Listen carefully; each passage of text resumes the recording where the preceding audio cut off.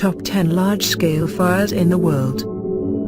Fire is a terrifying force, even on the smallest of scales. When it gets out of control, it can ravage thousands and thousands of acres. Stories of out-of-control fires, and the courage and sacrifice they've inspired, provide a humbling glimpse into the power of nature.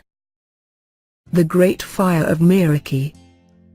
According to the story, in January 1657, Edo, modern-day Tokyo, was plagued with tuberculosis.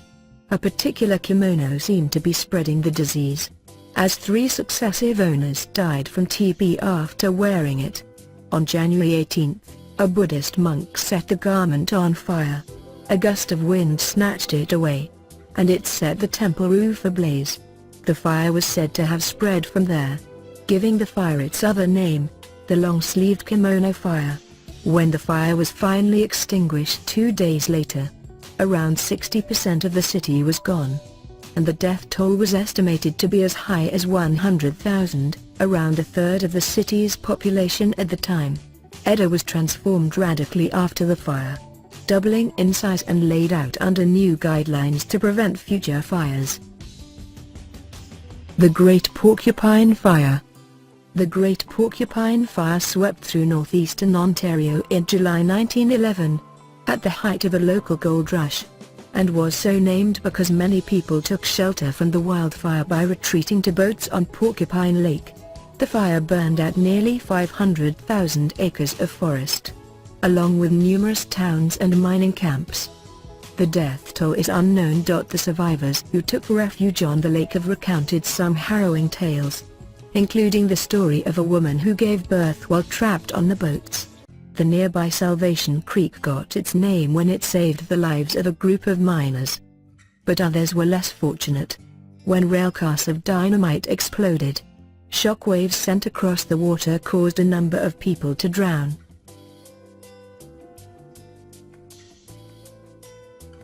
Thumb fires.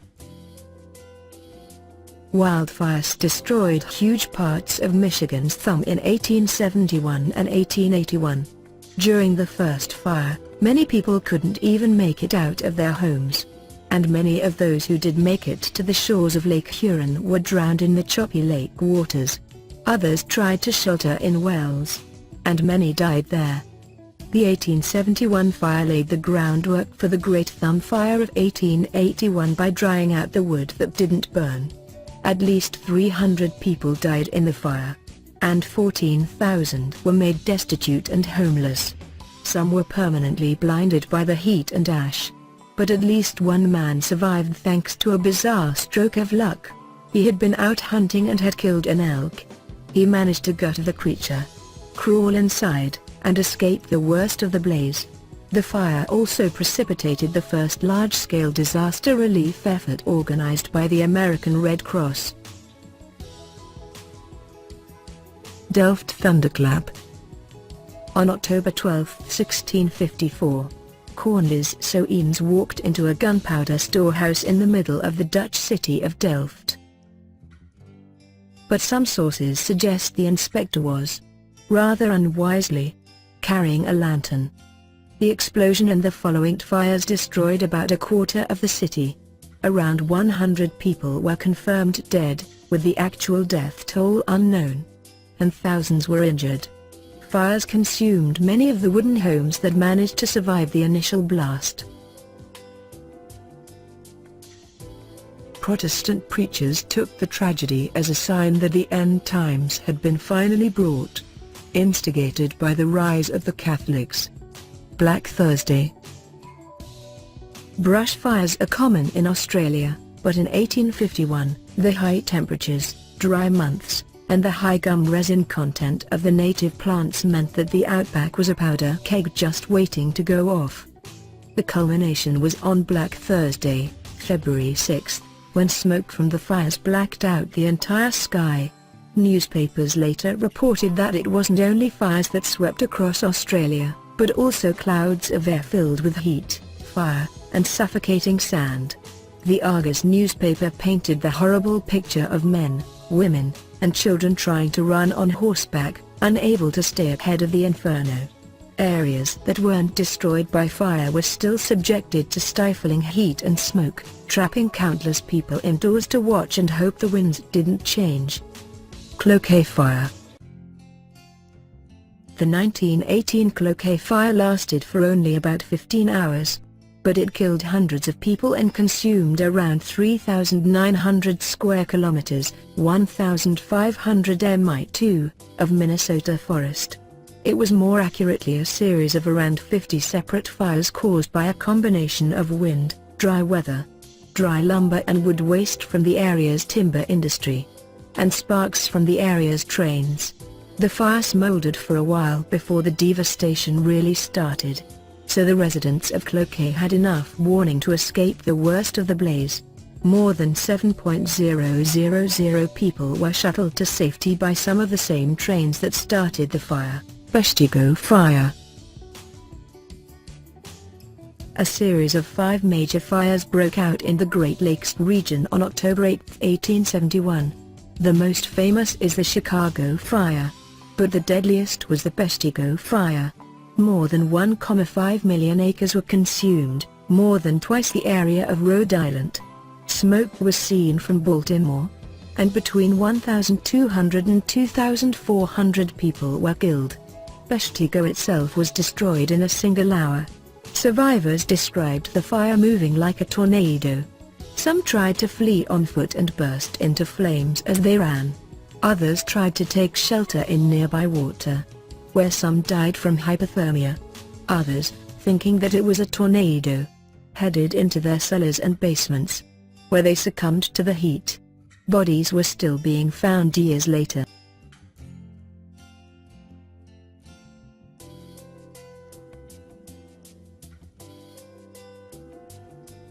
The Great Fire of Smyrna.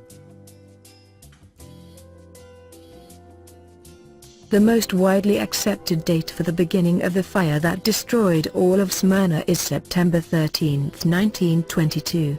The fire burned for 9 days and forced around 400,000 Greek and Armenian citizens from their homes. Although Turkey still denies it, most historians agree that the fire was part of the genocide during the Greco-Turkish War. As the fires burned, the Turkish army continued their march through the city, killing as they went. It was against that backdrop that the most unlikely of heroes stepped up. Isaiah Jennings was a failed minister from upstate New York who had taken a position with the Smyrna YMCA. When confronted with hundreds of thousands of citizens huddled along the coastline, Jennings, with the help of the U.S. Navy's Lieutenant Commander Hal C. Powell. The Big Burn. Firefighter Joe Harm later described what happened on August 20, 1910. At his camp along Idaho's Street Joe River, he remembered hearing something in the distance, likening it to a distant waterfall or windstorm. The sound was coming from overhead on wind that was rustling the treetops ever so slightly. It was a wall of fire. Harm and his crew of firefighters retreated to a creek, salvaging only some buckets of water. Miraculously, they were able to hold their ground as the forest around them burned.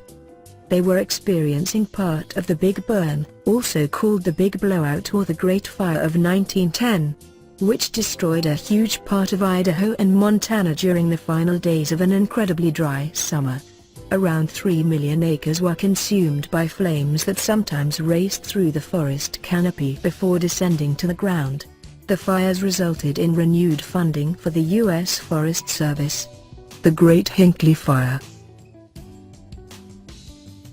In 1894, the Brennan Lumber Company churned out around 60,000 meters, 200,000 feet, of board lumber every day. The dry wood, coupled with the sawdust and waste, was disaster just waiting for a spark. The spark happened on September 1st. And by the time smaller fires joined up to converge on Hinckley and the lumber company, they were already burning from the east, south, and the west. Flames rose 60 meters, 200 feet, high, and more than 400 people died.